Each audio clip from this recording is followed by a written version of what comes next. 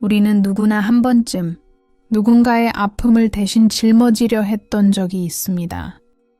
누군가를 구하려 했고, 때론 나조차 이해하지 못하는 방식으로 분노했고, 그리고 그 누구보다 많이 다쳤습니다. 이 관계 어디서부터 잘못된 걸까요?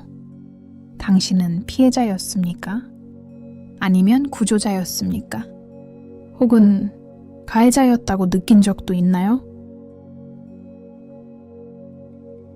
고통은 언제나 역할 속에서 태어납니다. 그러나 진짜 문제는 그 역할이 바뀌며 우리 삶을 조용히 삼켜간다는 것이죠. 이번 이야기는 드라마 삼각형이라는 고전 심리 이론을 넘어서 그 안에서 반복되는 심리의 메커니즘과 역할의 중독성, 그리고 그 구조를 벗어나는 철학적 질문에 대한 이야기입니다. 오늘 우리는 단지 설명을 듣는 것이 아니라 당신 안의 오래된 역할극을 함께 바라보고 그 무대에서 천천히 걸어 나올 겁니다. 옛 이야기 하나로 시작해 볼까요? 한 마을에 매일같이 물에 빠지는 사람이 있었습니다. 언제나 한 남자가 그를 건져 올렸죠. 사람들은 그 남자를 영웅이라 불렀습니다. 하지만 어느 날 누군가 물었습니다. 왜 그는 매일 같은 시간, 같은 자리에서 빠지는 걸까? 그리고 그를 구한 그 남자는 정말 구원자였던 걸까? 구조자, 피해자, 가해자, 세 명의 배우와 하나의 무대. 이제 조명이 켜집니다. 무대 위에는 세 사람이 있습니다. 빛이 닿기 전엔 그 누구도 자신이 어떤 역할을 연기하고 있는지 모릅니다. 첫 번째 희생자 빅팀. 늘 무언가에 쫓기듯 세상에 대한 무력감과 억울함이 그의 어깨를 무겁게 짓누릅니다. 그는 이렇게 말합니다. 나는 할 수 없어. 모두가 나를 힘들게 해. 하지만 그 속엔 누군가 나를 구해줘야 한다는 절박한 갈망이 숨어 있죠. 희생자는 언제나 도움이 필요한 존재로 남습니다. 스스로 문제를 해결할 수 있는 힘이 있어도 그 힘을 쓰지 않음으로써 존재의 의미를 얻습니다. 두 번째, 구조자 레스큐어. 겉으로는 헌신과 사랑의 아이콘처럼 보입니다. 늘 누군가를 챙기고 걱정하고 대신해주죠. 그는 이렇게 말합니다. 나는 널 위해서야. 하지만 그 마음 깊은 곳엔 나는 너 없인 의미가 없어 라는 말이 숨겨져 있습니다. 구조자의 도움은 종종 상대방의 자율성을 앗아가며 자신의 존재 가치를 입증하려는 시도로 변질됩니다. 그는 희생자를 필요로 합니다. 그래야 자신이 구조자일 수 있으니까요. 세 번째, 가해자 persecutor. 가해자는 직접적인 비난과 지적, 통제로 등장합니다. 그는 질서를 유지하고 정의를 말하지만 사실은 내면 깊은 분노와 공포를 다루지 못한 사람입니다. 그는 이렇게 말합니다. 내가 맞아, 너는 틀렸어. 하지만 그 말의 이면엔 내가 무너질까 두려워라는 진실이 숨어 있죠. 가해자는 희생자를 통제함으로써 자신의 불안정한 내면을 잠시나마 붙잡습니다. 그러나 그 힘은 언제나 불안정하고 공격적이죠. 이들은 각기 다른 얼굴을 하고 있지만 사실은 모두 같은 외침을 품고 있습니다. 나를 봐줘. 나의 존재를 누구라도 한 번만 인정해줘. 무대는 조용히 돌고 있습니다. 그리고 어느새 그들은 서로의 역할을 바꾸고 있죠. 희생자였던 내가 어느새 구조자가 되고 구조자였던 내가 분노에 차서 가해자가 됩니다. 그리고 가해자였던 그는 마침내 스스로를 희생자로 느끼며 말합니다. 왜 나만 미움받아야 하지? 드라마 삼각형의 무서움은 고정된 역할이 아니라 역할이 바뀌며 우리를 지치게 한다는 점에 있습니다. 이 구조는 너무도 매끄럽게 돌아갑니다. 마치 잘 짜인 연극처럼 구조자가 너를 위해서야 라고 말하는 순간 희생자는 죄책감을 느끼고 분노하기 시작하죠. 왜 자꾸 나를 불쌍하게 만들어? 그 분노는 곧 구조자를 가해자로 바라보게 하고 자신은 다시 피해자의 자리로 돌아갑니다. 이처럼 우리는 역할을 바꾸며 서로를 미워하고 또 의존하며 그 안에서 존재의 이유를 찾습니다. 이 구조는 단순한 성격 문제가 아닙니다. 중독입니다.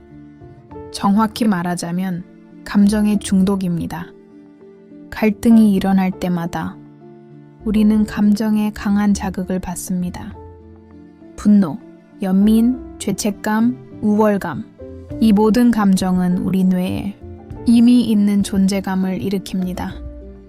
내가 어떤 역할에 서 있을 때 비로소 나는 의미 있는 존재가 된 것처럼 느껴지죠. 칼 융은 이런 말을 남겼습니다. 인간은 고통을 극복하기보다 고통에 익숙해지는 쪽을 택한다. 드라마 삼각형은 바로 그 익숙함입니다. 이 고통을 나의 자리라 착각한 채 우리는 떠나지 못합니다. 이 구조를 깰 수 있는 첫 걸음은 나는 지금 어떤 역할에 서 있는가를 자각하는 것, 그것뿐입니다. 그 순간 연극은 잠시 멈춥니다. 그리고 당신은 관객이자 배우였던 자신을 처음으로 바라보게 됩니다. 그 사람이 날 이렇게 만든 거야. 나는 늘 피해자였어. 그 사람은 날 고치려고만 했어. 나는 도와주려 했을 뿐인데 왜 이렇게 됐을까? 익숙한 말들이죠. 이 말들 속에는 하나의 전제가 숨어 있습니다. 나는 옳고 상대는 잘못됐다. 하지만 정말 그럴까요?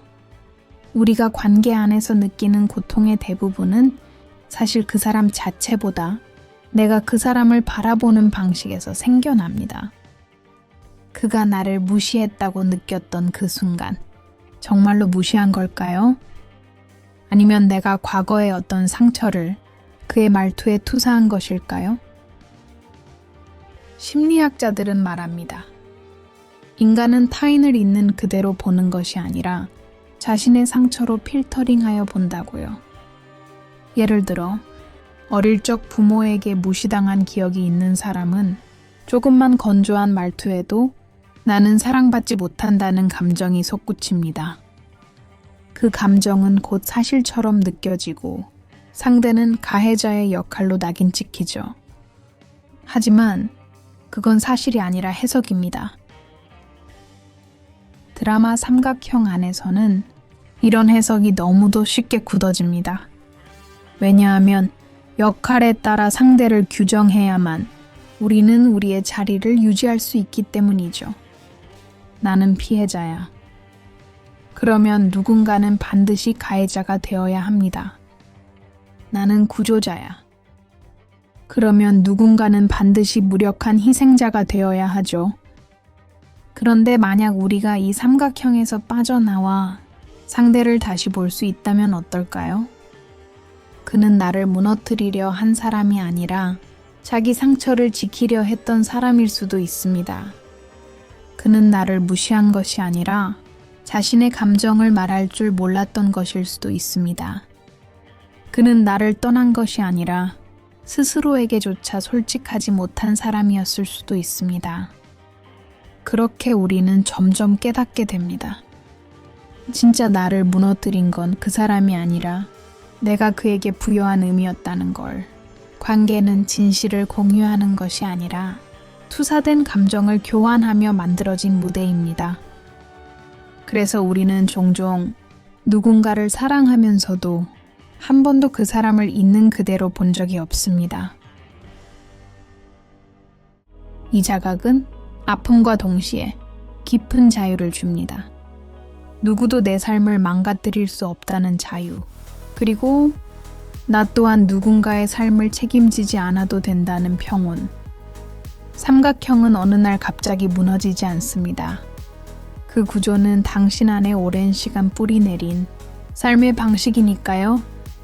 하지만 그 구조에서 빠져나오는 첫걸음은 생각보다 단순합니다. 지금 내가 어떤 역할에 있는지 알아차리는 것. 그 인식만으로도 삼각형의 순환은 느려집니다. 관계 속에서 나를 잃을 때마다 이 질문을 던져보세요. 나는 지금 누굴 구하고 있는가? 나는 지금 누구를 탓하고 있는가? 나는 지금 누구에게 구원을 바라고 있는가? 그 질문은 당신을 역할에서 자아로 이동시킵니다. 그리고 거기서부터 회복은 시작됩니다. 우리는 너무 쉽게 내가 잘못했나? 혹은 제가 이상해 라고 말하죠. 하지만 이 구조에서 중요한 건 누구의 잘잘못을 가리는 것이 아닙니다. 그저 내가 지금 어떤 감정에 있는가를 있는 그대로 알아차리는 것. 그 자각은 당신을 반응에서 벗어나게 하고 감정을 다루는 주체로 씁니다. 구조자는 상대를 너무 가까이 끌어들입니다. 가해자는 너무 멀리 밀어내죠. 희생자는 어디에도 제대로 서지 못합니다. 이 세 가지 역할 모두 경계가 무너졌을 때 시작됩니다. 당신에게는 감정을 다 느끼되 그 안에 빠지지 않을 권리가 있습니다. 사랑하되 망가지지 않을 권리가 있습니다.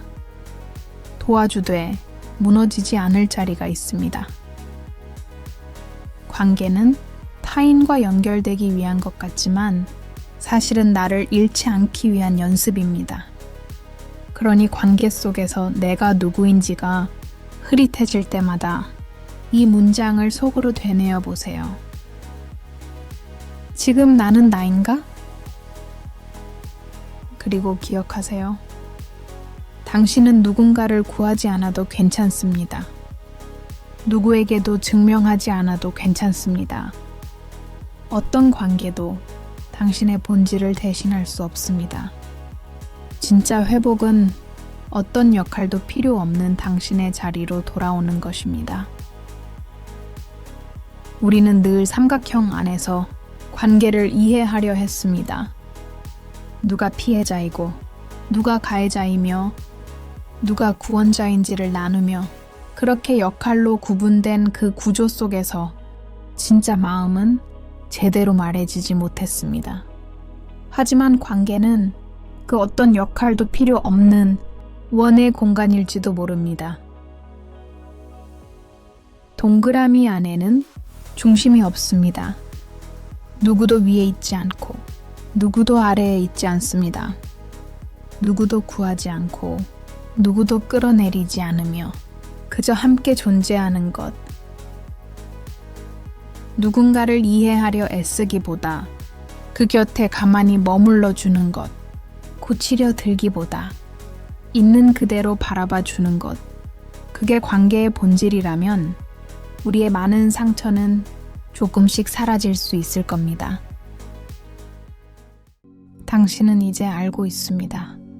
고통은 구조 속에서 태어났고 회복은 구조 너머에서 시작된다는 걸. 그러니 이제는 그 구조를 떠날 수 있습니다. 당신이 아무 역할도 하지 않아도 소중한 존재임을, 그리고 있는 그대로 충분히 사랑받을 수 있는 사람임을 기억하세요. 마지막으로 이 말을 남깁니다. 사랑은 누군가를 바꾸는 것이 아니라 그가 스스로 깨어나도록 옆에 있어주는 것이다.